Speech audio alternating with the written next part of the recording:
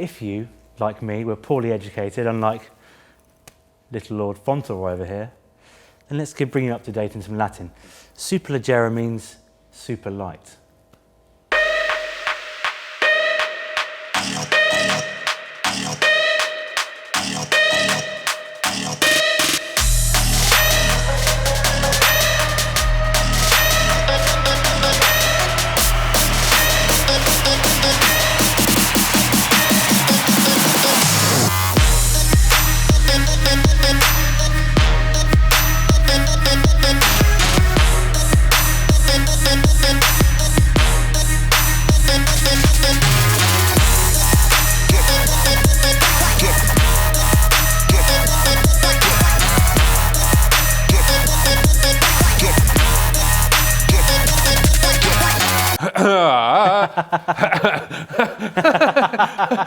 I remember that. Yeah, rainbow peanut butter. Yeah. Funny.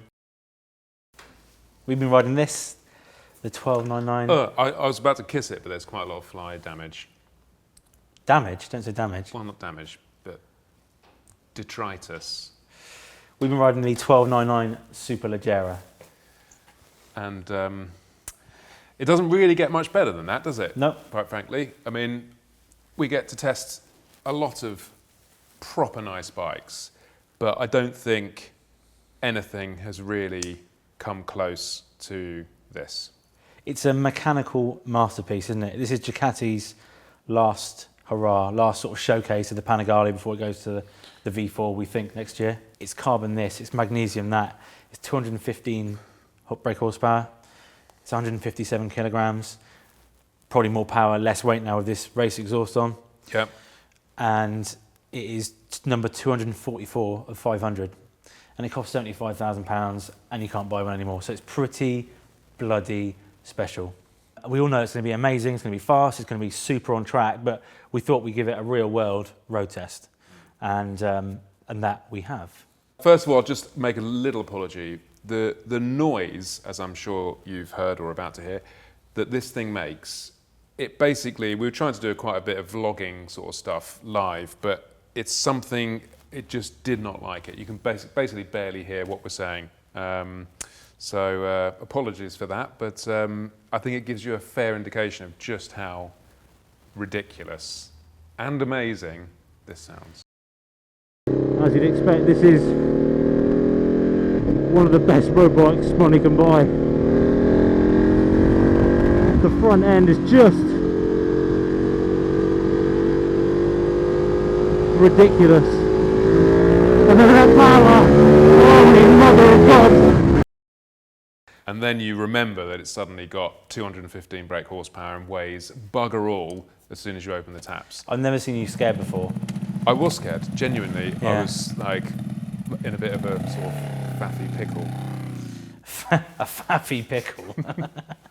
But it is, you know, race bikes aside, this is the fastest, most ballistic, normally aspirated road bike I've ever ridden.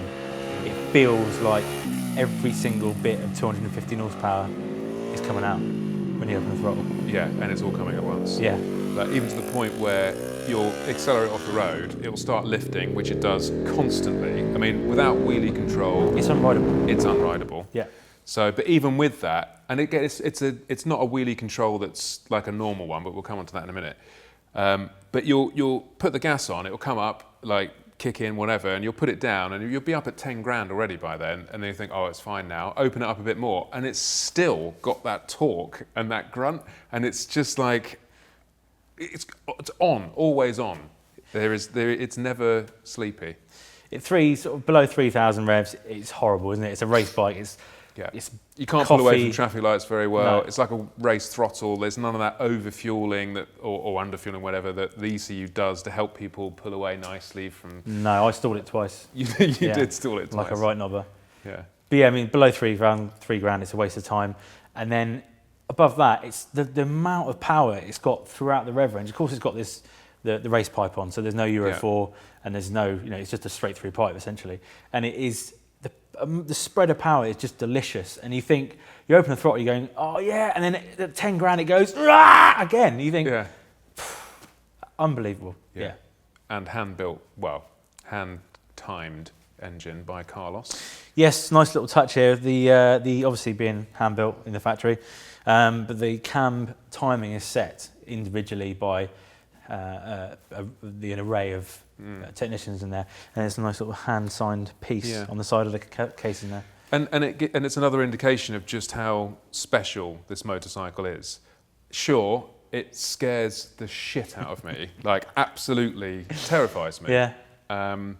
But however you ride it, and to be fair, it's way beyond me. It's way beyond me, particularly on a road. Maybe on a racetrack, you might start exploiting it a little more and want more power every now and again. But on the road, the one thing you never say to yourself is, I wish I had a bit more power. And coupled with the weight, it just spins up so quick and it's just off. It is always on. But even if you're not on it, this thing has got a presence about it that you will never get tired of. First of all, you'll never get tired of opening the garage door and seeing this there. That's an hour of my day straight away because I'll just sit there looking at it, maybe giving it a little clean, a little polish, whatever. Then even if you want to go out for a quiet little ride, which you can do actually, you don't have to ride it at full pelt. The sense of occasion and the noise and just the way people look at you, I mean, we can't deny it. Everyone goes, I don't care what people think, but you feel pretty bloody cool riding this. And if you ever went to like a bike cafe, people on you, flies on shit. Because you'll never see many of them. I mean, I've learnt to ride with a boner for the last couple of days. Yeah, is that why the tank's dented? Yes. Yeah, sorry. Yeah. Sorry, Steve. It's not just stunning. It's not a big dent, to be fair. It's stunning to look at. I can never get bored of looking at it. And of course, the riding experience after that. But, going back to the scary thing, you're spending 75 grand on a bike. It's the epitome of engineering masterpieces. You want it to scare the shit out of you. Yeah. I'm sorry, but you want it to be, Yeah, otherwise, where's my 70 grand gone? And it does. And, this is the bike of 2017 in many ways, along with the HP4 race, but that's not road legal yet. So, in terms of creme de la creme, this has got it. We had a bit of an issue with the planned McDonald's drive-thru, didn't we? We did. This Superleggera is so Superleggera-y. That's a great adjective. Yeah. I'm going to use it. That it failed to set off the sensors for the McDonald's drive-thru. Even with you on it? Even with me on it, yeah.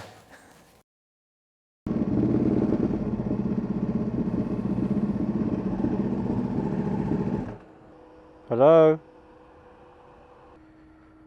Oh, my balls. What?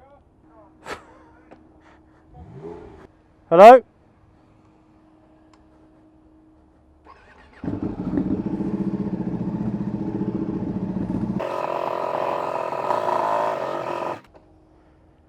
Hello? Hello? Hi, take your order. Hello, yeah, there's a motorbike in front, so he wants an order, so take that. 2 seconds, wait. Hey mate, can I get a double cheeseburger please? Hi, if you go to the next window for me. Well, this is a faff. Just double cheeseburger please, mate. Sorry, just faff around. Cheers, thank you. It's not actually mine, but...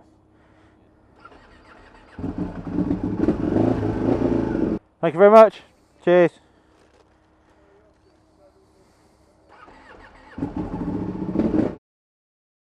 It may look like a Panigale with nice paintwork and some bits and bobs on, but it's anything but, really. I mean, it doesn't really share that much in common. No. The start, like the riding position, the bars seem further forward, and they've done some headstock angle changes. Yeah, it's raked out a bit, so it feels like the bars or the front wheel is further away from you. Yeah.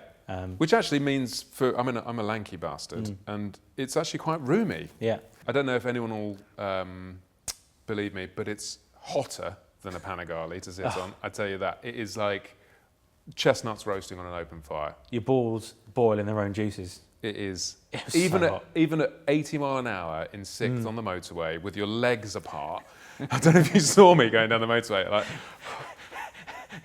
it is. But then, I mean, you've got the girths of the titanium brace system on it is just massive and vast. So it's, again, everything that Panigale had, but turned up more, and we get onto the subframe, the carbon subframe, beautiful engineering. Like, even if you don't like motorbikes, I think anyone who appreciates good engineering would like to cast their eyes over this, because it is pretty tip-top. Exquisite. It is pretty tip-top. Yeah, it's got carbon fibre. The monocoque chassis, if you like, is all carbon fibre. There's magnesium all over the engine. It goes back to more carbon fibre, as you say, the carbon subframe and seat unit and the fairings, and it's all matching as well. It's just Titanium shock spring. How many of those do you see? I mean, it's got all the good bits of the Panigale, which is the devastating good looks, because it is still the best looking bike ever made, personally. But then you get under the skin of it, and then it's like the electronics package, and you've got the quick shifter and blipper and general gearbox feel. It feels completely different to the standard 1299. It's got kind of almost a softer travel to the shift system, and it feels like you can just bang it through gears quicker, and it just reacts like a race bike. And if you're not positive with it, you've got to grab it. You have to ride this bike and grab it by the horns and just be positive and aggressive, and it will reward you. None of this kind of like fanning around, throttling out of wheelie control. Either let it take care of it or don't do it, kind of thing. And it just feels like the electronics are on another level. Yeah, I mean, Wilf is the electronics uberlord, and he was saying that the algorithms and strategies are far more in depth and complex than the stock Panigale, which kind of makes sense as to how this is so much better. It almost feels like a new gearbox. It's that good. Yeah, it wouldn't surprise me if you told me it was. Then you move on to braking. You know, I'm almost as impressed with how well it brakes as to how ballistically fast it accelerates. It's another level, and I guess that's the weight contributing. Yeah. And I think there's a different master cylinder on there. Of course, you've got M50 brakes, you've got a carbon front wheel, carbon everything, weighs bugger all. It's going to be easier to stop, but it's the way it stops, it's the progression and the feel. It feels like, and I know we get into this in a minute, but it feels like the front wheel is just slowly being part of the tarmac, and you can feel it digging in. Yeah. And it is the best braking experiences I've ever had. Yes, and it makes you want to trail brake. Yeah. Because you feel so in control. Like some bikes, like my R1 for example, at the stock, it's the exact opposite of what this feels like, which is that was a bit disconnected. This is so connected. Yeah. And it just makes you want to lean on them more and more and more and more. But in terms of handling, I mean, it's the fastest steering bike I've ridden in. You know, you get into a corner and you end up 50 pence piecing it, because the way it turns in, you could carry 10 mile an hour faster and turn in later just to meet the apex, because it's minimal effort. Yeah. And it takes some getting used to, doesn't it? It really is. Absolutely. The first time I jumped on it and went off up the road, you go to turn into a corner and you're suddenly like through it before but you haven't even gone through it yet, but you're already, it turns so fast, and you're like, oh, and you feel like you can't ride a bike very well. Yeah. It's like, and then you think, oh, it must be the nerves, I must be just panicking. But it genuinely takes that long. It takes a time to adjust to just how much control it's got going into a corner. The front end is unlike, well, it's like nothing I've ever ridden. And interesting, the Panigale front end, it's the monocoque thing, and it's quite... Well, the 1299 is better, different. But the 11 was pretty ghastly. But it's very different. It's very unique to motorcycling. But this front end, whether it's the geometry or the carbon fibre, it feels like a more conventionally framed bike, and that gives ultimate confidence. Yeah. You know, I kept telling myself, it's a 75 grand bike. Stop riding like this. But it just makes you do it. It makes you ride like a naughty boy. Absolutely. And then, you know, when you go into the corner, everything is so exaggerated on this bike, and it's so amplified. And it's almost like you can feel all the different textures of asphalt coming up through that carbon wheel and up the forks, up into the open bars. Yeah. And it's just, it gives you an absolute sense of attachment to the surroundings and what it's doing and the feedback.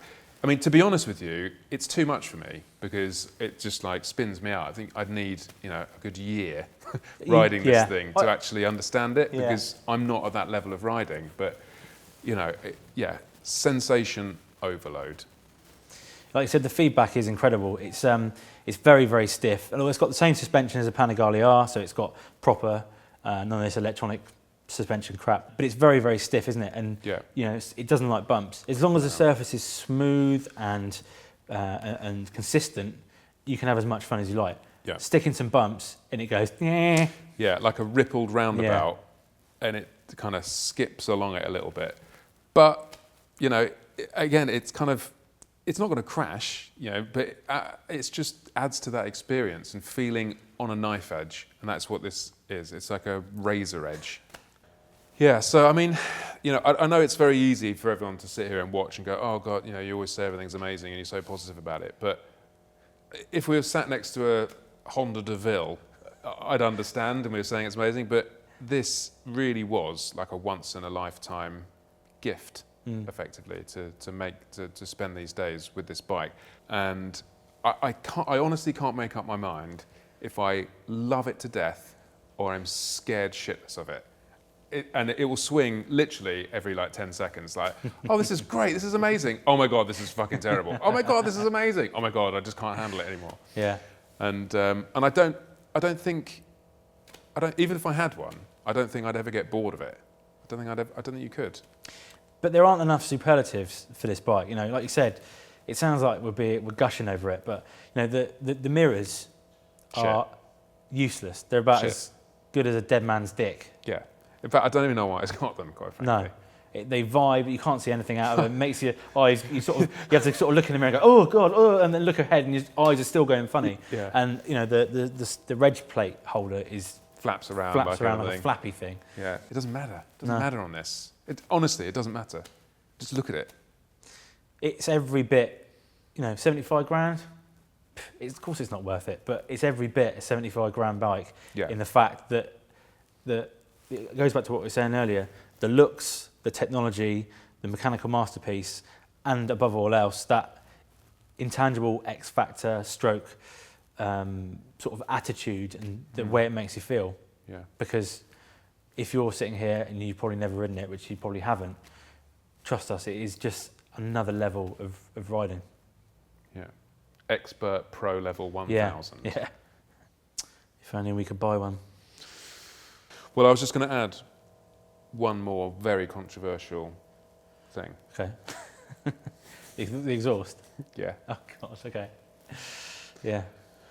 Now, I appreciate that looks incredible. It does. Out of this world. I can't believe you were going to say this, but go on. Well, I know you know what's coming, but I'm just going to put it out there. Okay, it looks amazing, and it sounds amazing, and it is amazing. However, for me, if I hadn't seen what it looked like before, as in this bike was designed, a lot of this bike is all about how it looks, let's face it, that's why most people buy them. That underslung belly exhaust was how it should be. In my mind, that's how it should be. And if you look at some straight-on profile shots of this bike, it's suddenly got a big flat vertical in the back. And I'm going to say it, I'm not that keen on it. And I may even go as far Blasphemy! I may even go as far as saying I almost prefer the colour of the previous Superleggera. The Gynerod? Yeah. I've got to say, when I picked the bike up... because we saw one, didn't we? We did. We saw a stock one. I've got to say, in the dark light of a shop and a moody day, it did look pretty good. I mean, yeah, it's only a matter of like 6 months before it fades and looks like one of those old Dyna-Rod vans, as you say. But, yeah. But those are my only negatives, and they aren't even negatives because they're all completely subjective. No, you're just being subjective twat. A big warm thank you for supporting us through 44 Rewards, where you get discounts on your favourite stuff. Oh yeah. You'll find codes on everything, from leathers, boots, jackets, gloves, luggage, backpacks, even down to insurance. Nice. Thank you once again. That's 44 Rewards, which quite frankly sounds like a bloody good idea. Oh yeah.